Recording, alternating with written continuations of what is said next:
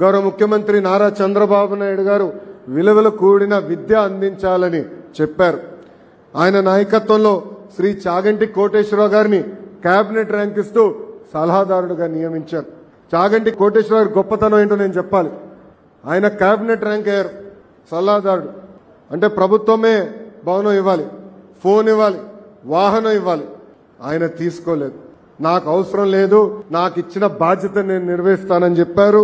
ఆయన నాయకత్వంలో ప్రత్యేకమైన పుస్తకాలు రూపొందించి మీ పిల్లలకు కూడా కూటమి ప్రభుత్వం అందజేస్తుందని ఈ సభాముఖంగా గర్వంగా నేను చెప్తున్నాను. సమాజంలో ఇప్పుడు కూడా మహిళలపైన దాడులు జరుగుతున్నాయి. మార్పు రావాలంటే ఆ మార్పు ఇంట్లో మొదలవుతుంది. మన ఇంట్లో కొన్ని పదాలు వాడతాం. గాజులు తొడుక్కున్నావా, చీర కట్టుకున్నావా, అమ్మాయిలాగా ఏడవద్దు, అమ్మాయిలాగా వ్యవహరించదంటాం. దీనికి ఫుల్ స్టాప్ పెట్టాల్సిన బాధ్యత మనందరిపైన ఉంది.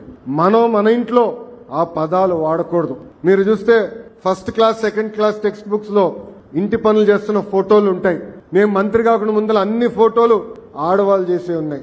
నేను మంత్రి అయిన తర్వాత మగవాళ్ళు కూడా ఇంటి పనులు చేస్తారు. అందుకే ఫోటోలు 50-50 అంటే ఆడవాళ్ళు మగ సమానం అని అది కూడా రూపొందించాం. అంటే మార్పు మన మనసు నుంచి రావాలి, మన ఇంటి నుంచి మొదలవ్వాలి. ఏ మార్పు అయితే మనం ఆశిస్తున్నామో మన దగ్గర మొదలవుతేనే అది మనం పిల్లల్లో చూడొచ్చని ఈ సభాముఖంగా తల్లిదండ్రులందరికీ తెలియజేస్తున్నా.